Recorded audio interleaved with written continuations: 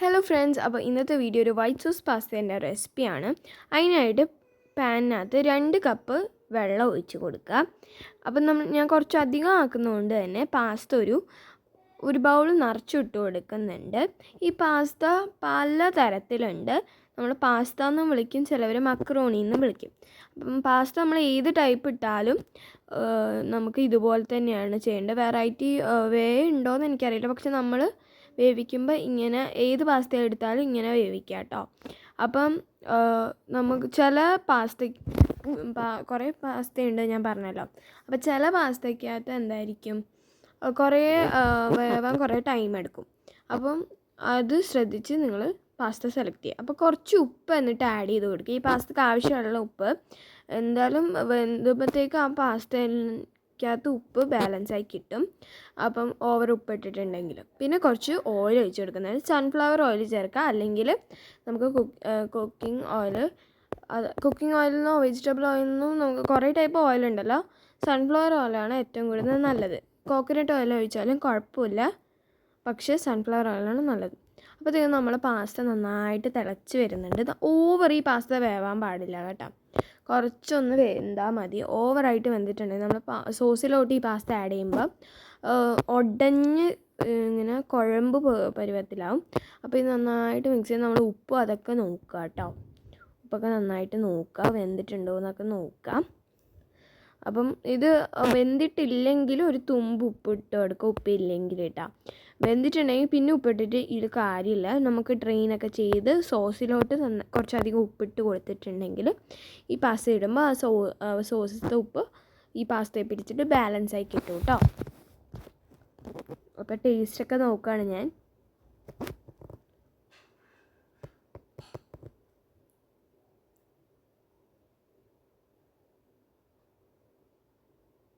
അപ്പം നന്നായിട്ടുണ്ട്. അപ്പം സെറ്റായിട്ടുണ്ട് കേട്ടോ ഈ സാധനം. ഇനി നമ്മളിത് ഡ്രെയിൻ ചെയ്തെടുക്കാനാണ് പോകുന്നത്. അപ്പോൾ അതിൻ്റെ പുകയൊക്കെ അടിച്ച് ക്യാമറയിലായോ എന്നൊരു സംശയമുണ്ട്.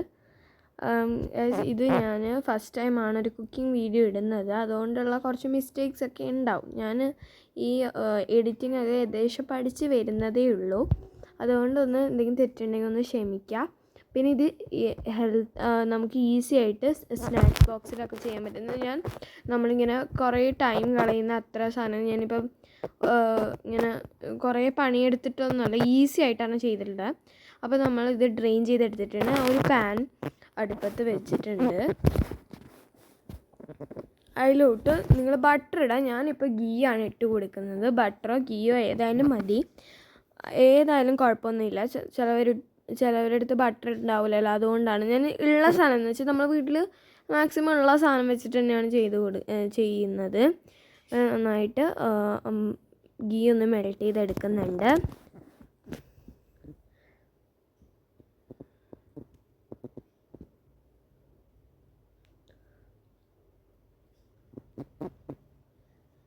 ഇനി ഇതിലോട്ട് ഞാൻ അരിപ്പൊടിയാണ് ഇട്ട് കൊടുക്കുന്നത്. അന്ന് നമ്മൾ സോസ് കുറച്ചൊന്ന് ക്രീമായിട്ട് കിട്ടാൻ വേണ്ടിയിട്ടാണ്.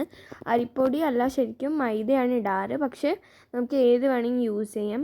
അരിപ്പൊടി എടുക്കും നമ്മൾ പത്തിരിപ്പൊടിയാണ് എടുക്കേണ്ടത്, പുട്ടുപൊടി എടുക്കാൻ പാടില്ല കേട്ടോ. പത്തിരിപ്പൊടി വേണം എടുക്കേണ്ടത് കേട്ടോ. അപ്പം ഇതൊക്കെ നമ്മളെ വീട്ടിൽ ഉണ്ടാവുന്ന ആയതുകൊണ്ടാണ് ഞാൻ ഇത് വെച്ച് കാണിക്കുന്നത്.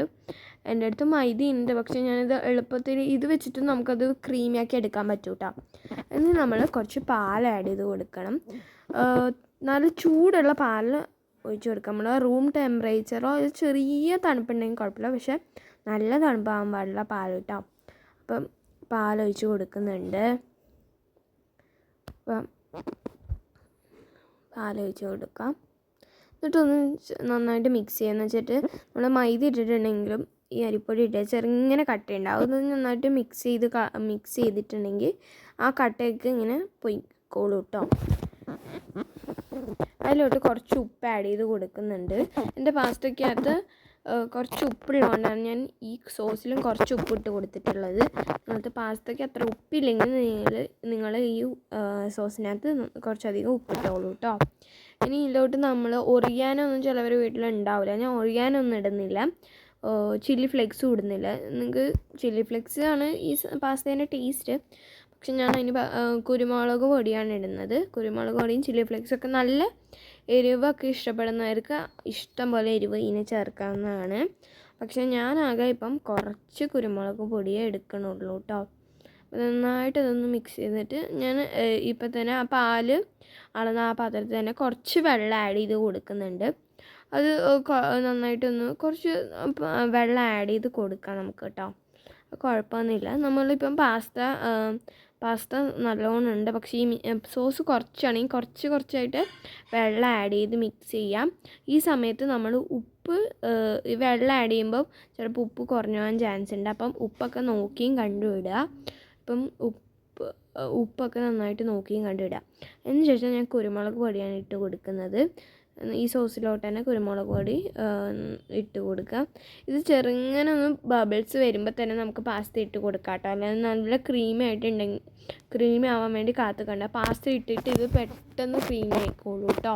അപ്പോൾ ഈ ക്രീമി ആവാൻ വേണ്ടി കാത്തുക്കാമ്പോൾ ഇതിപ്പം നിങ്ങൾ വിചാരിക്കും നല്ല വെള്ളം പോലെ ഉണ്ടല്ലോ, ഇവിടെയല്ലേ പറഞ്ഞത് നല്ല ക്രീമി ആവുമെന്ന്. പക്ഷെ ക്രീമി അങ്ങനെയല്ല ഞാൻ പറഞ്ഞത്. നമ്മൾ പാസ്ത ഇട്ട് ഒന്ന് ജസ്റ്റ് നല്ലോണം മിക്സ് ചെയ്ത് കഴിയുമ്പോഴത്തേക്കും ക്രീമി ആയിട്ട് വരും കേട്ടോ. അപ്പോൾ ഞാൻ കുറച്ച് വെള്ളം ഒഴിച്ച് കൊടുക്കുന്നുണ്ട്. കുറച്ച് നല്ലോണം ക്വാണ്ടിറ്റിയിൽ കിട്ടാൻ. ഉപ്പൊക്കെ ശ്രദ്ധിച്ചു, ഞാൻ ഉപ്പ് നോക്കിയിട്ടാണ് കേട്ടോ. എന്നിട്ട് നമ്മൾ കുറച്ച് തീ കൂട്ടി വെക്കുന്നുണ്ട്. നമ്മൾ ഇത്രയും നേരം ഈ പാസ്ത വേവിച്ചതും മീഡിയം ഫ്ലെയിമിലാണ്. നമ്മൾ ഇത്രയും നേരം ഈ കുരുമുളക് പൊടി ഇടുന്ന നേരം ലോ ഫ്ലെയിമിലായിരുന്നു. ഇത് കുറച്ചൊരു ബബിൾസ് വരാൻ വേണ്ടിയിട്ട്, കുറച്ചൊന്ന് കുറുകാൻ വേണ്ടിയിട്ട് നമ്മളൊരു മീഡിയം ഫ്ലെയിമിൽ ഇട്ട് കൊടുക്കുന്നുണ്ട്. അപ്പം ചെറുങ്ങനെ ബബിൾസൊക്കെ പൊട്ടാൻ തുടങ്ങിയിട്ട് ലോ ഫ്ലെയിമിലോട്ട് നമുക്ക് ഗ്യാസ് സ്റ്റവ് ആക്കാം കേട്ടോ. ഞാൻ കുറച്ചും കൂടി ഉപ്പിട്ട് കൊടുത്തിട്ടുണ്ടായിരുന്നു. അപ്പം കുറച്ചും നന്നായിട്ട് ക്രീമി കിട്ടാൻ വേണ്ടി ഞാൻ പിന്നെയും കുറച്ച് അരിപ്പൊടി ഇട്ട് കൊടുക്കുന്നുണ്ട്. കുറച്ചായിട്ട് ഇട്ട് കൊടുക്കുക. കുറേ ഒരുമിച്ച് ഇട്ട് കൊടുത്തിട്ടുണ്ടെങ്കിൽ കട്ട കെട്ടി അത് കുളമായിപ്പോവും. അപ്പോൾ ഞാൻ കുറച്ചായിട്ട് ഇട്ടിട്ട് അങ്ങനെ ആക്കിയാൽ മതി കേട്ടോ. ഞാൻ കുറച്ചാണ് ഇട്ട് കൊടുത്തിട്ടുള്ളത്. എനിക്ക് ക്രീമായി വരുന്നുണ്ടെന്ന് തോന്നിയിട്ടുണ്ടെങ്കിൽ നമ്മൾ അത്ര ഇട്ടിട്ട് സ്റ്റോപ്പ് ചെയ്യാം കേട്ടോ. അരിപ്പൊടി ഇടുന്നത് സ്റ്റോപ്പ് ചെയ്ത് കൊടുക്കാം. അപ്പം ഇത് നിങ്ങൾ വിചാരിക്കുമ്പോൾ കട്ട കെട്ടിയിട്ടുണ്ടല്ലോ, അത് ഞാനിപ്പോൾ ചെറുങ്ങനെയൊക്കെ ഉടച്ച് കൊടുക്കുന്നുണ്ട്. അത് നമ്മൾ ഈ പാസ്ത ഇടുമ്പോഴത്തേക്കും പാസ്ത ഇടുമ്പോഴത്തേക്കും ഈ ഉണ്ടായിട്ട് അല്ലെങ്കിൽ കട്ടകളായിട്ട് നിൽക്കുന്ന അരിപ്പൊടി അതൊന്ന് പോയി കിട്ടും കേട്ടോ. അപ്പോൾ ചെറുങ്ങനെ ബബിൾസ് വരാൻ തുടങ്ങിയില്ലേ, നിങ്ങൾ കണ്ടില്ലേ? അപ്പോൾ ചെറുങ്ങനെ ബബിൾസ് വരാൻ തുടങ്ങുമ്പോൾ നമുക്ക് പാസ്ത ഇട്ട് കൊടുക്കാം. ചെറുങ്ങനെ ബബിൾസ് ഉപ്പൊക്കെ കറക്റ്റായിട്ട് നോക്കണേ, മറക്കാൻ പാടില്ല. അത് ഞാൻ ഇടയ്ക്കിടയ്ക്ക് പറയുന്നത് വെച്ചാൽ അത് പിന്നെ ഉപ്പൊക്കെ കൊള്ളായി ലാസ്റ്റ് പാസ്തയൊക്കെ വെന്ത് നമ്മൾ പ്ലേറ്റിലൊക്കെ സെർവ് ചെയ്യുമ്പോഴത്തേക്കും നമ്മൾ ഉണ്ടാവും. ഇതിപ്പം പാസ്ത നമ്മൾ നന്നായിട്ട് വേവിച്ചില്ലല്ലോ, ലൈറ്റായിട്ടല്ലേ വേവിച്ചത്. അതുകൊണ്ടാണ് ഇങ്ങനെ കട്ട കെട്ടിയ പോലെ ഉണ്ടാകുന്നത്. നമുക്ക് പെട്ടെന്ന് ഉടച്ചെടുക്കാൻ പറ്റും. നല്ല ടഫായിട്ടുള്ള നന്നായിട്ട് സ്റ്റിക്കി ആയിട്ടൊന്നും ഇല്ല കേട്ടോ. ഇനി നിങ്ങൾക്ക് അതെന്തോ പോലെ തോന്നുന്നുണ്ടെങ്കിൽ നിങ്ങൾ പാസ്ത ഡ്രെയിൻ ചെയ്ത പാട് കുറച്ച് നല്ലോണം തണുത്ത വെള്ളം ഒഴിക്കാം. തണുത്ത വെള്ളം തണുത്ത വെള്ളം എന്ന് വെച്ചാൽ സാധാ പച്ചവെള്ളം ആയാലും നമുക്ക് ഒഴിക്കാം. പാസ്ത ഡ്രെയിൻ ചെയ്ത് കഴിയുമ്പോഴത്തേക്കും നിങ്ങൾ കുറച്ച് തണുത്ത വെള്ളം ഒഴിക്കാം. അത് ഞാൻ കാണിക്കാൻ മറന്നു പോയിട്ടുണ്ടായിരുന്നു ആ വെള്ളം ഒഴിക്കുന്നത് കേട്ടോ. കാണിക്കാൻ മറന്നുപോയി. അതിനുശേഷം ഞാൻ കുറച്ച് മല്ലിയില ഇട്ട് കൊടുക്കുന്നുണ്ട്. നിങ്ങൾക്ക് ആ കട്ട പോലെ പിടിക്കുന്നില്ലെങ്കിൽ നിങ്ങൾ നല്ലോണം തണുത്ത വെള്ളം ആഡ് ചെയ്ത് കൊടുക്കുക. എന്നിട്ട് കുറച്ച് മല്ലിയില, നിങ്ങൾ വിചാരിക്കും ഈ മല്ലിയില ഇത് എന്താ ഇങ്ങനെയെന്ന്. ഇത് ആഫ്രിക്കൻ മല്ലിയിലയാണ്, അതുകൊണ്ടാണ് ഇത് ഇങ്ങനെ ഉള്ളത്. മല്ലിയില ഇടുമ്പോൾ അതിന് പാസ്തയ്ക്ക് പ്രത്യേക ടേസ്റ്റാണ്. ഞാനപ്പം ഇതിനകത്ത് ഇങ്ങനെ നല്ല ഹാർഡായിട്ടുള്ള ഒന്നും ചെയ്തിട്ടില്ല. നമ്മൾ പാസ്തയ്ക്കകത്തൊക്കെ എന്തായിരിക്കും നന്നായിട്ട് എന്താ പറയുക, കുറേ ഉള്ളിയും വെളുത്തുള്ളിയൊക്കെ ഇട്ട് റോസ്റ്റൊക്കെ ചെയ്യും. അതൊന്നും ഞാൻ ചെയ്യാറുണ്ട്. സിമ്പിളായിട്ട് നമുക്ക് അമ്മമാർക്ക് ഉണ്ടാക്കാൻ പറ്റുന്നത്. നമ്മൾ പ്ലേറ്റിലൊക്കെ സെർവ് ചെയ്ത് നല്ല ടേസ്റ്റ് ഉണ്ടായിരുന്നു. അപ്പോൾ ഇത്രയേ ഉള്ളൂ. ബൈ.